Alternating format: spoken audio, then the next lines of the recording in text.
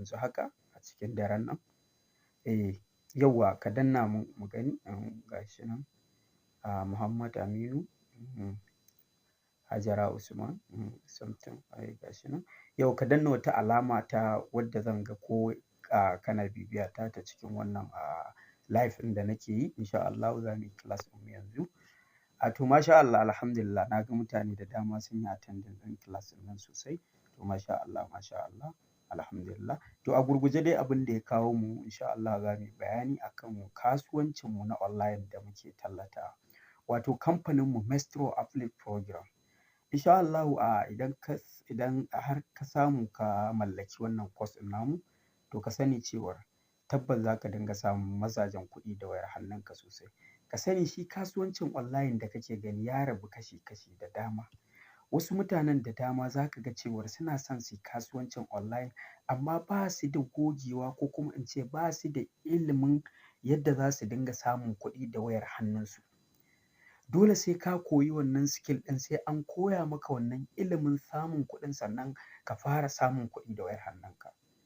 Ka sani cewar idan har ka tsaya ka koyi skill ɗin yadda za ka dinga samun kuɗi a online, to no need ka samu kai ne neman aikin gwamnati ko kaza ko me ko kuma ka sani shi fa wannan kasuwancin nan ba fa link za a baka ba ka je kai ta neman mutane kana cewa wai sun danna link ɗin nan sannan ka samu referral sannan za ka dinga samun kuɗi da wayar hannunka. A'a, wannan ba shi bane ba irinsa bane ba kwata-kwata. Ko kuma a tura link a ce wai ka je ka cike Baba Tinubu zai bada ko kuma Baba Buhari zai bada 25,000 ko 100 ko waye.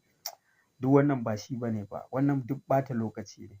Ka sani cewar kasuwanci kake yi ta online, kasuwanci ake yi ta online wanda ake samun mazajen kuɗi da wayar hannu. Ba wai wannan shirmen abun ba ka tsaya kana ta ɓata lokacinka. Ko kuma wani can ɗan gaggawa platform kamar yadda ake wa wasu daga cikin mutanenmu, musamman 'yan arewacin Najeriya ma. Za ka ga cewar 'yan kudu sun je sun ce musu wai sa kaza za ka samu kaza, kai kuma kawai ka je ka tura wannan. Ta yaya haka zai yi? Ai ba zai taɓa yiwuwa ba. A ce wai ka sa 6,000 za ka samu 600,000 nan take, ko kuma sa 7,000 za ka samu 700,000 nan take, ko kuma sa 10,000 za ka samu 1,100,000 nan take. Haba Alhaji, imagine.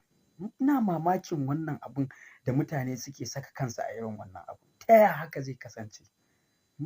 Za ka ji mutane da dama suna ce maka suna samun kuɗi a online ta hanyar amfani da wasu, amma ba ta wannan hanyar ba. Abin da kai mai sauraro na maybe ba ka fahimta ba a kasuwancin online. Ka sani duk wani kasuwanci da za ka yi na online dole sai an koya ma skill. Kwatankwacin namu ne na gida.